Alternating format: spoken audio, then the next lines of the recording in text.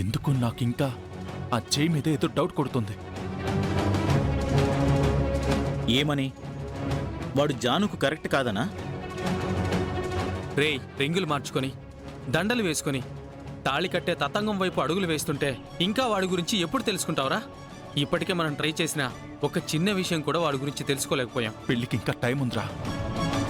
పెళ్లి పీటల మీద కూడా చాలా పెళ్లి లాగిపోయాయి.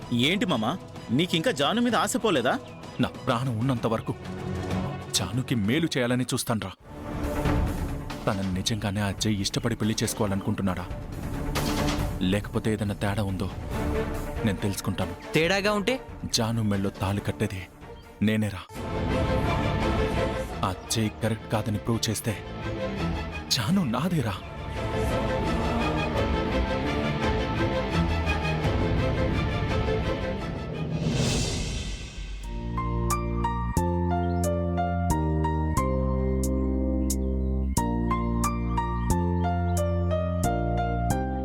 అత్తయ్య, కాఫీ తీసుకోండి.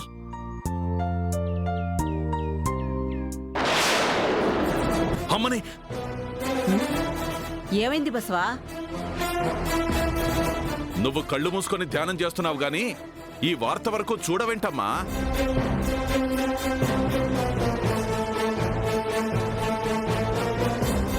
కనిష్క సిద్ధుల మధ్య ఇష్క్ ఇష్క్ అంటే ఏమిట్రా? ప్రేమ, లవ్వు. ఆ? అర్థాలు సరే, ఇలా అర్థం పర్థం లేకుండా పేపర్లో ఎందుకు వేయిస్తారు? ఏ పిఏ పిఏ, సార్. ఈ న్యూస్ వేసిన రిపోర్టర్ వివరాలు తీసుకో. అలాగే సార్. ఇటివ్వండి అమ్మమ్మగారు, పేపర్లో ఏం న్యూస్ వేశారో చదువుతాను. అధికార పార్టీ ఎమ్మెల్యే మునిస్వామి కూతురు కనిష్క, మాజీ ఎమ్మెల్యే బసవరాజు కొడుకు సిద్ధుల మధ్య ప్రేమాయణం.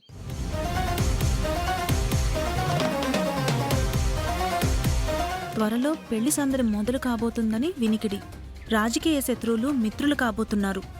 వియ్యంకులు అవబోతున్నారని శేర్లింగంపల్లి వాసులు గుసగుసలాడుకుంటున్నారు. ఇలా ఇవ్వమ్మా, ఇంకా అపో. అది కాదండి, మనం ఇంట్లో మాట్లాడుకున్నది జనాలందరికీ తెలిసిపోయిందా? ఇప్పుడు తెలిసిపోతుంది. ఈ విషయం నా మనవడికి తెలిస్తే తెలిస్తే ఏంటి నానమ్మా?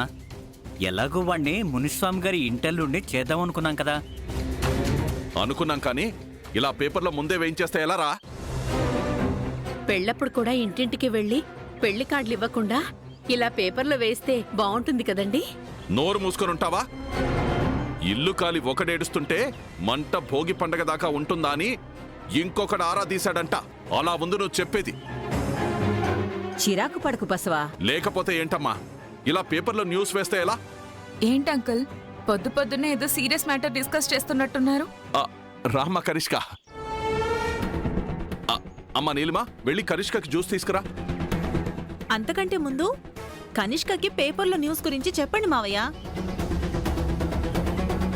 నీలిమా, అనవసరమైన వాటిలో దూరకుండా చెప్పిన పని చెయ్యి. బావుందమ్మమ్మగారు. పక్క వాళ్ల వార్తలు మనకు తెలిసినా తెలియకపోయినా మన గురించి పడే న్యూస్ గురించి తెలుసుకోకపోతే ఎలా చెప్పండి? నీలిమా. అంకుల్, మీరు ఆగండి.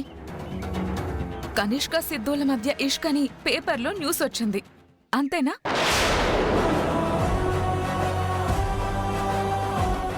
అంటే పేపర్లో న్యూస్ నువ్వు కూడా చూసావా కనిష్క? పేపర్లో ఆ న్యూస్ వేయించింది నేనే.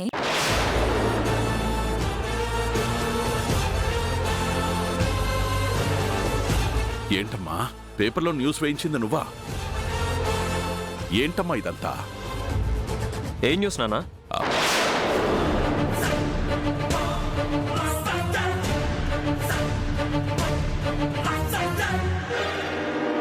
టైంకొచ్చావు సిద్ధు. ఆ న్యూస్ చదివితే నీకు తెలియకుండా కనిష్కతో పెళ్లి చేస్తున్నందుకు నువ్వు చూపించే రియాక్షన్స్ చూడాలని ఎదురు చూస్తున్నా. నిన్నే అడిగేది నాన్న, ఏంటా న్యూస్? ఎందుకంత టెన్షను? అబ్బే ఏం లేదు సిద్ధు, నువ్వు పార్టీ ఆఫీస్కి వెళ్ళాలన్నావు కదా, వెళ్ళు. వెళ్తారులే మావయ్య గారు. ఆ వార్త ఏదో తనకు కూడా తెలిస్తే. ఇప్పుడు ఎందుకమ్మా ఇవన్నీ? ఇటీవండి నాన్న. అది కాదురా సిద్ధు, ఏం లేదని చెప్తున్నాను కదా. పర్లేదు, ఇవ్వండి అంకుల్, ఇవ్వండి. ఇవ్వు నాన్న.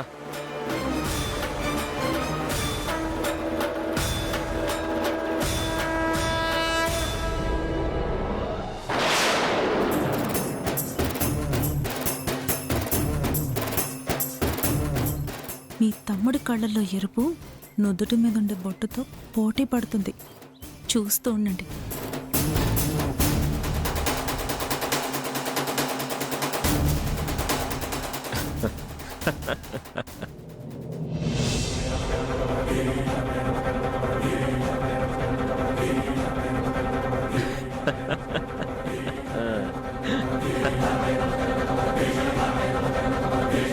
సీరియస్ అవుతావు అనుకుంటే ఇలా నవ్వుతున్నావేంట్రా? అన్నయ్య నవ్వకపోతే ఇంకేం చేయాలి చెప్పు. న్యూస్ పేపర్లో వచ్చే వార్తలు ఎంతవరకు నిజాలో ఎవరికీ తెలీదు. ఒక మ్యాటర్ వచ్చిందంటే చదివే వాళ్ళ తెలివితేటలు అమాయకత్వాన్ని బట్టి అంచనాలుంటాయి. కనిష్క సిద్ధుల మధ్య ఇష్కు. అసలు హెడ్లైన్ చూసారా? అసలు మేము ఎప్పుడైనా ప్రేమించుకున్నామా? పాపం కనిష్క పరిచయం అయ్యి 10 రోజులు కూడా కాలేదు. సిద్ధు బాబు, మీరింత లైట్గా తీసుకుంటుంటే మీ నాన్నగారి గుండె కూడా చాలా లైట్ అయిపోతుంది. నానా టేక్ ఇట్ ఈజీ. ఇలాంటి వార్తలు వస్తుంటాయి పోతుంటాయి. మనలాంటి రాజకీయ నాయకులు పట్టించుకోకూడదు. కనిష్క నువ్వేం ఫీల్ అవ్వకు, ఇవన్నీ మామూలే.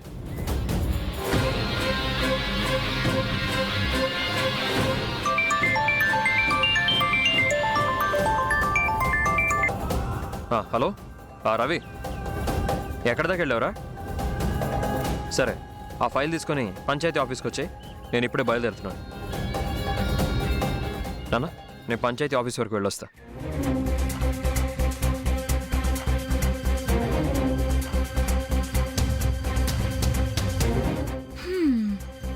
అంకుల్, మీ అబ్బాయి చాలా రఫ్ అండ్ టఫ్ గా ఉంటాడు గాని ఇంత పెద్ద న్యూస్ ని చాలా తేలిగ్గా తీసుకున్నాడేంటి? అసలు ఈ న్యూస్ పేపర్లో ఎందుకు వేయించావమ్మా? అంకుల్, సెలబ్రిటీలు రాజకీయ నాయకులు అన్నాక పేపర్లోనూ టీవీలోనూ ఎక్కువగా కనపడాలి. ఏ సెలబ్రిటీ కపుల్స్ అయినా ప్రేమ వ్యవహారం పేపర్లోనూ లేదా టీవీలోనైనా ఎక్కే పెళ్లిపేటలెక్కుతారు. అలాగే నేను ప్రేమించిన సిద్ధుతో పెళ్లిపేటలు ఎక్కాలనే ఇలా పేపర్లో వేయించాను.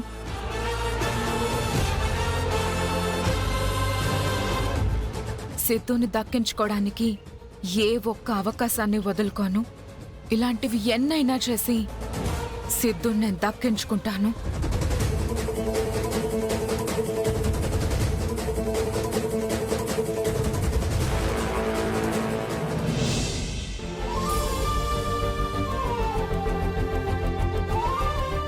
రామన్న, ఆ బుక్ తీసుకో. బే బే బే తీసుకోమంటే బ్యాగ్ లో పెట్టమనన్నా. సరే నేనే పెడతానులే. వాడేం చెప్తే అదే చేస్తాడే. వాడికి నువ్వు అర్థమయ్యేలా చెప్పాలి. సరే సరే. బేబీ బేబీ, ఇది బ్యాగ్ లో పెట్టుకో బేబీ. ఏంటి ఈరోజు అందరూ హడావిడిగా రెడీ అవుతున్నారు? నువ్వు అంటే ఇంట్లో ఉంటావు కదక్కా, మేం బయటకెళ్ళి డ్యూటీ చేయాలి కదా. ఇంట్లో పని ఏమైనా తక్కువ ఉంటుందా? సరే గాని తులసి నా చార్జర్ ఏమైనా తీసుకుందా? ఎవరిని అడుగుతున్నావు అన్నయ్య? ఆయన తులసి ఇంట్లో ఉంటేనేగా. ఎక్కడికి వెళ్ళింది? ఇంటర్వ్యూ ఉందని 7ంటికే బయలుదేరిందిరా. ఆఫీస్ చాలా దూరంగా ఉందంట. అంత దూరం ఉన్నప్పుడు ఎందుకు వెళ్ళాలి? నీలా తింటూ తను ఇంట్లో పడుండదురా. హరీష్, ఇక్కడే మాట్లాడుకుంటూ ఉంటావా? నన్ను డ్రాప్ చేస్తావా? నువ్వు పద బేబీ. జాను, నాన్న, నేను మీ కాలేజ్ వైపు వెళ్తున్నాను, పదమ్మా నేను డ్రాప్ చేస్తాను. కార్ వచ్చిందేంటి? క్యాబ్ బుక్ చేసుకుందేమో జాను. ఆహా లేదు, నేనేం క్యాబ్ బుక్ చేసుకోలేదు. అది జైబాబు గారి కార్ అనుకుంటా. అవునరా. ఏమండి, అల్లుడు గారు వచ్చినట్టున్నారు, రండి వెళ్దాం.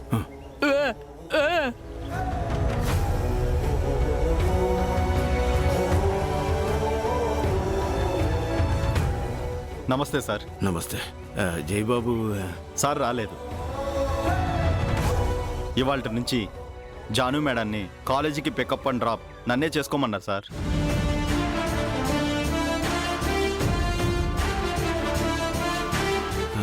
పర్లేదు బాబు, మా అమ్మాయి రోజు బస్సులోనే వెళ్తుంది, ఇవాళ నేను డ్రాప్ చేస్తున్నాను. ఇవన్నీ మాకు అలవాటు లేదు కూడా. జై సార్ కారులోనే తీసుకెళ్ళమన్నారమ్మా. అతని అభిమానానికి సంతోషమే కానీ ఏంటన్నా కానీ గిని అని అడ్డుపడతావు? అరే లక్షలు విలువ చేసే కారులో మన జాను కాలేజీకి వెళ్తుందంటే కాలనీలో ఎంత క్రేజ్ ఉంటుంది.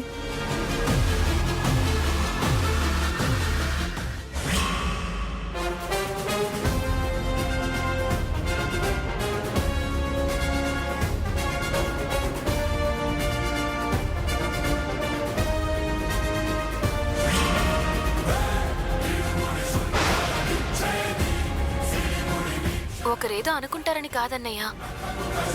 కాలేజీలోకి కారులో వెళ్ళిన స్టూడెంట్స్ అందరూ అదోలా చూస్తారు కదా.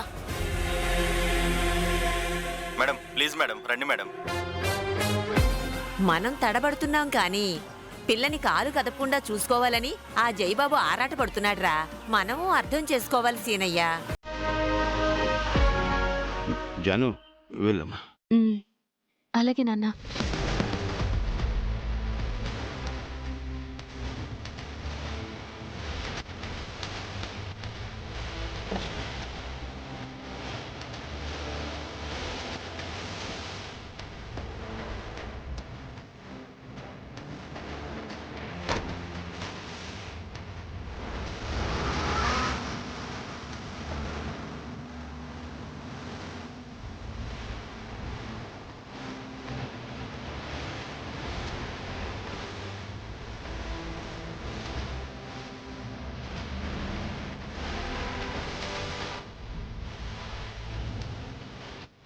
ఎంత బాగున్నావు జాను. నువ్వు కారులో కూర్చొని వెళ్తూ ఉంటే ఒక క్వీన్లా ఉన్నావు. నీకోసం అయినా నేను జై మహారాజు అనిపించుకోవాలి.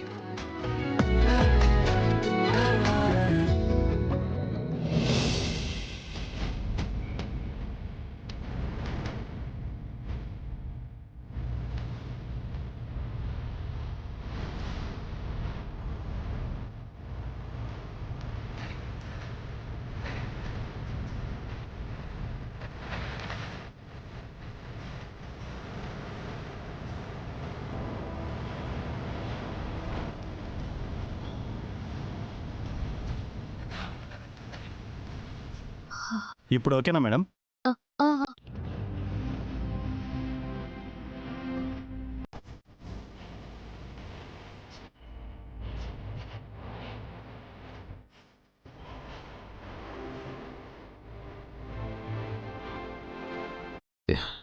ఏంటిది? నాకు చలి పెట్టినట్టు అనిపించింది.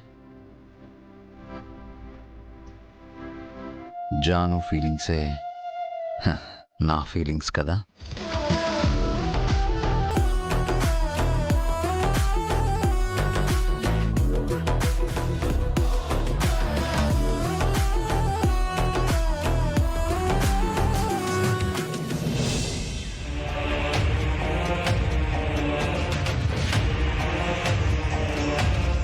రామ్మా కూర్చోండి.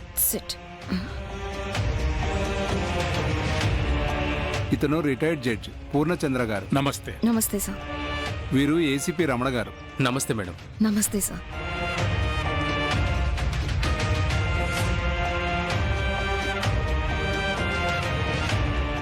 అమ్మా సుపర్ణిక, 100 కోట్ల ఆస్తి కాబట్టి మీ అన్నయ్య శ్రీకాంత్ గారు, పోలీస్ డిపార్ట్మెంట్ నుండి రమణ గారు, న్యాయశాఖ నుండి నేను ఇద్దరం సాక్షులుగా ఆస్తికి సంబంధించిన అధికారిక వీలునామా రాయించి ఇందులో పెట్టారు. ఏం రాశారండి? నేను కూడా చూడలేదమ్మా, కానీ దీన్ని ఓపెన్ చేయాలంటే మా ఇద్దరి హాజరు తప్పనిసరి అని చెప్పారు. అయితే ఇప్పుడు తెచ్చి చూడొచ్చు సార్. అందుకే కదా సార్ వాళ్ళని పిలిపించాను. ఖుషి పాపని కంటికి రెప్పలా చూసుకుంటే ఆస్తిలో వాటా ఉంటుందని చెప్పారు. అది 2 ఏళ్ల క్రితం రాసిన వీలునామా అమ్మా. అంటే శ్రీకాంత్ గారు చనిపోయే 2 రోజుల ముందు దీన్ని రాయించి పెట్టారు.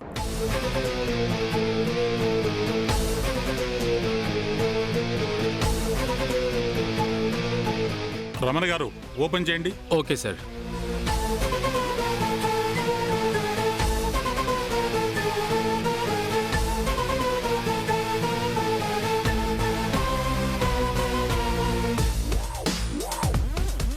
చదవమంటారా అమ్మా? Yeah please sir.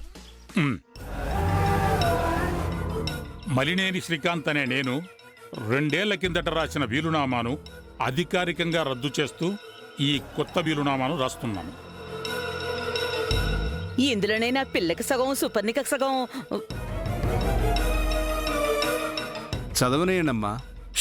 మాట్లాడకమ్మా. Please sir carry on.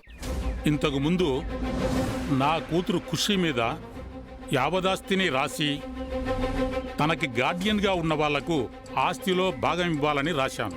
అయితే ఎప్పుడైతే నా జీవితంలోకి తులసి వచ్చిందో ఆ రోజు నా కూతురి ఆలన పాలన భవిష్యత్తు తనే చూడగలదన్న పూర్తి విశ్వాసం కలిగింది.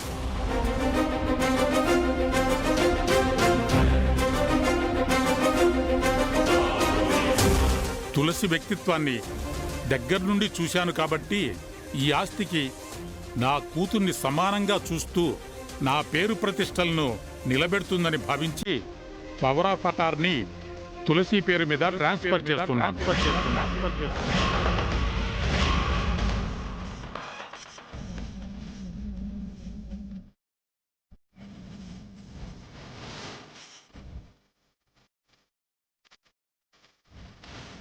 అంటే ఆస్తి తులసికొస్తుందా? తనదని కాదు కానీ మీరైతే కాదమ్మా. మీరు రూపాయి వాడాలన్నా తులసి సంతకం ఉండాలి.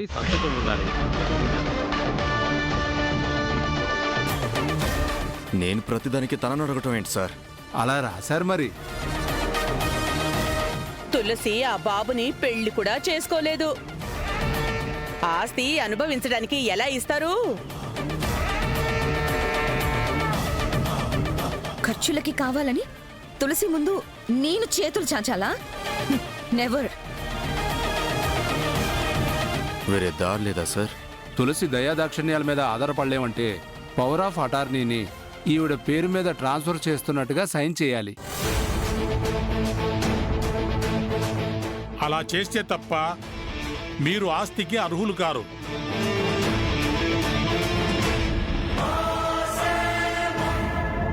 వస్తామమ్మా. బాగా ఆలోచించుకొని నిర్ణయానికి రండి. నేను మళ్ళీ కలుస్తానమ్మా. ఉంటామమ్మా. Okay sir.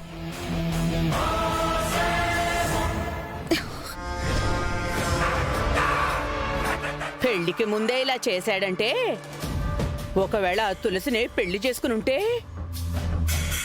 బావగారు పోయారు కదమ్మా. బతికి ఉండుంటే ఆ తులసి మహారాణి అయ్యి మనం ముగ్గురం పనులుగా ఉండేవాళ్ళం. భార్గవ్, నువ్వేం చేస్తావో నాకు తెలీదు. పవర్ ఆఫ్ అటార్నీ నా పేరు మీద ఉండాలి. అలా చెప్పాక నేను స్కెచ్ వేస్తా కదా సుప్పు.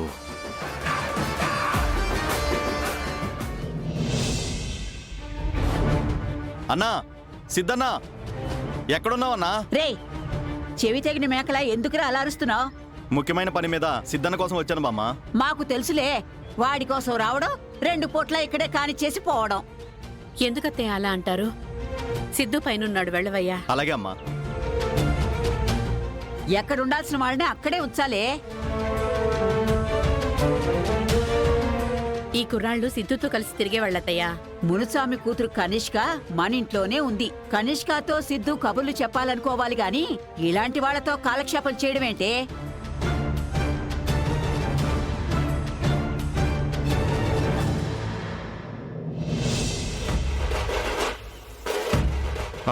నేను ఇప్పుడే పంచాయతీ ఆఫీస్ నుంచి వచ్చాను.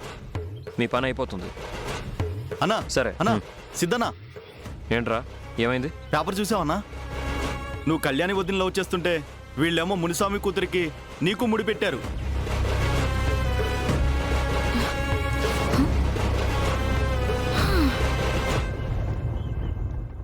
ఎక్కడున్నాడు నా హీరో?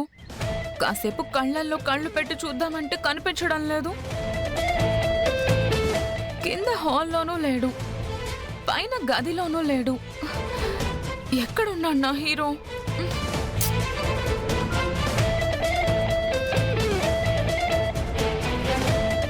సిద్ధు ఫ్రెండ్ అంత హడావిడిగా వచ్చాడంటే ఏదో ముఖ్యమైన వార్తనే మోసుకొచ్చుంటాడు. అదేంటో వినాలి. తెలుసుకోవాలి.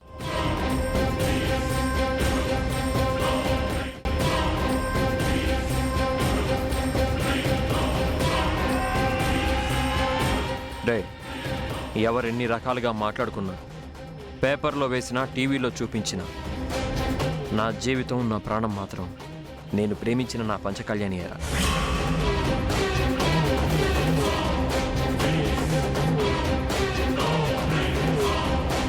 నువ్వు ఇలా అనుకుంటున్నావు, కానీ ప్రపంచం ఇంకోలా అనుకుంటుంది కదన్నా.